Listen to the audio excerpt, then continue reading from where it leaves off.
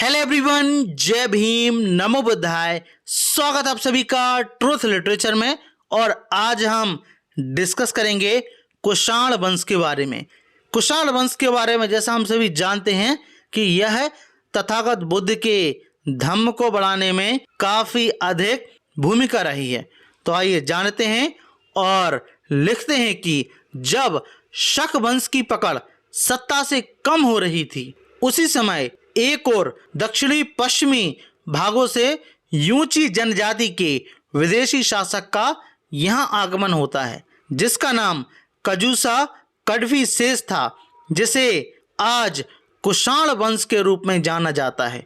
कुषाण वंश ने अपनी दो राजधानी बनाई थी, जिसमें पहला तो पेशावर, दूसरा मथुरा को चुना। वैसे तो मथुरा नगर की बसाहट कब हुई इसकी कोई प्रमाणिक जानकारी नहीं मिलती, लेकिन मथुरा नगर का विकास व सौंदर्यीकरण करते हुए वृहद नगर का स्वरूप किसने किया, इसका पुरातात्विक रूप से पुख्ता प्रमाण मिलता है। मथुरा नगर के आसपास सर कनिंघम के समय काफी उत्खनन हुआ, जिस उत्खनन में विशाल नगर का साक्ष्य मिला है और साथ ही उस उत्खनन में विभिन्न प्रकार की बौद्ध सामग्री सहित ब्राह्मी लिपि में लिखित एक अभिलेख मिला है, जिस पर ब्राह्मी लिपि में महाराजे धीराज देवपुतस कनिष्क लिखा हुआ प्राप्त हुआ है। इससे स्पष्ट होता है कि मथुरा नगर कुषाण वंश की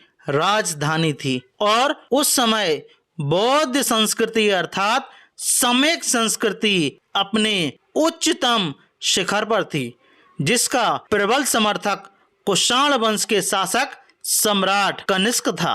यानी इसको ऐसे भी कह सकते हैं कि सम्राट अशोक, सम्राट मिलिंद के बाद भगवान बुद्ध के सबसे बड़े अनुयायी कुषाण वंश में सम्राट कनिष्क हुए थे। प्राप्त लिखित में देव शब्द का वर्णन आया है। इस देव से यह भी प्रमाणित होता है कि सम्यक संस्कृति में अरहत भिक्खु के अलावा बोधिसत्व उपाधि धारक को भी देव कहा जाता है, जैसे महाराजे धीराज देव पुतस कनिष्क।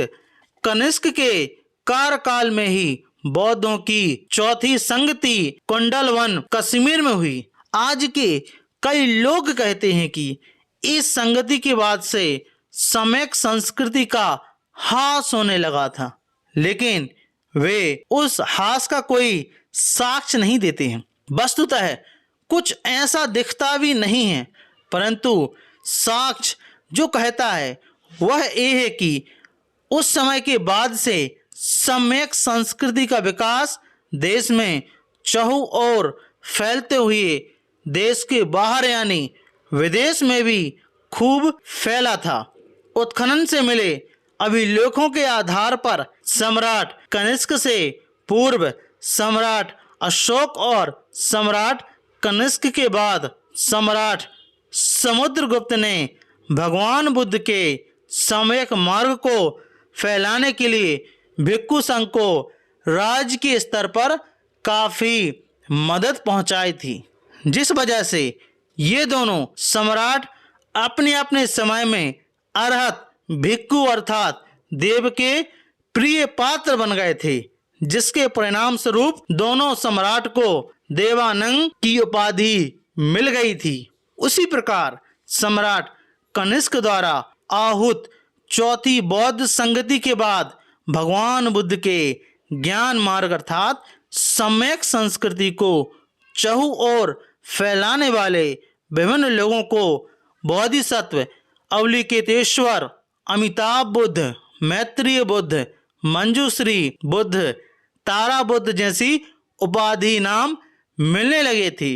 इस बोधिसत्व वाली उपाधि नाम को पाने वाले प्रथम व्यक्ति स्वयं सम्राट कनिष्क ही हैं। बोधिसत्व की उपाधि से सम्राट कनिष्क बहुत ज्यादा प्रसिद्ध हो गए थे।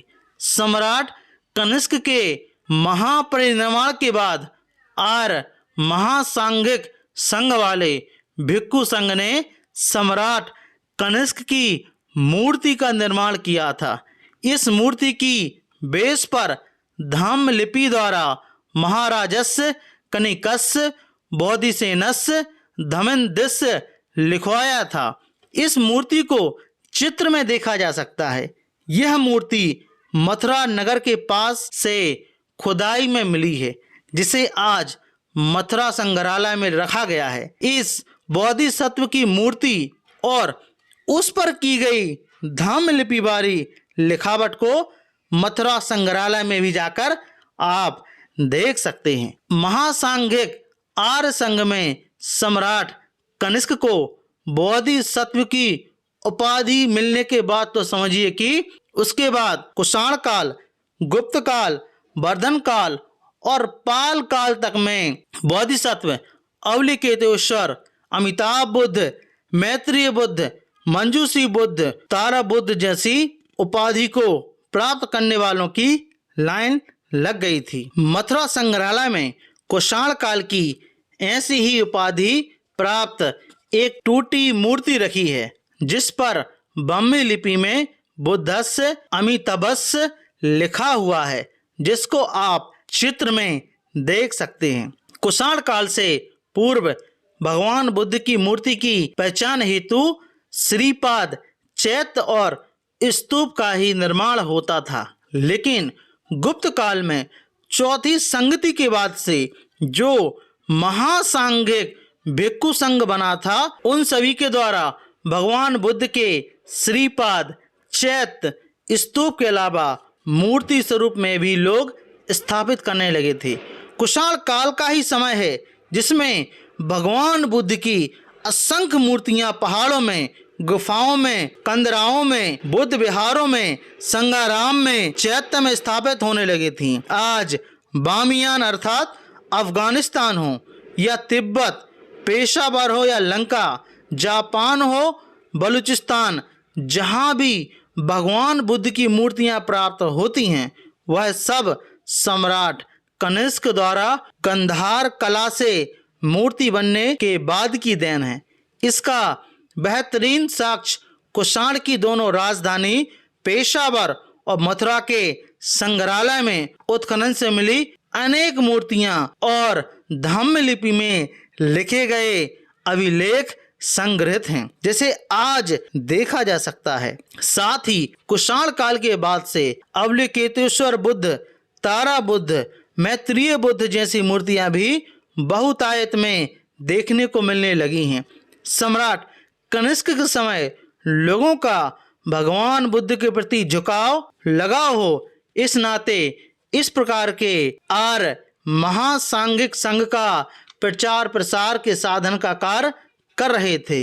लेकिन इसके अलावा भगवान बुद्ध के प्रति स्वयं के समर्पण को भी आप लोग देख सकते हैं कि उन्होंने अपनी प्रत्येक पहचान को बुद्ध के साथ जोड़कर दिखाना शुरू कर दिया था। उसी कड़ी में सम्राट ने अपने मुद्रा पर धम्मचक्र, त्रिरत्न रोमन लिपि में बौद्ध लिखवाए थे।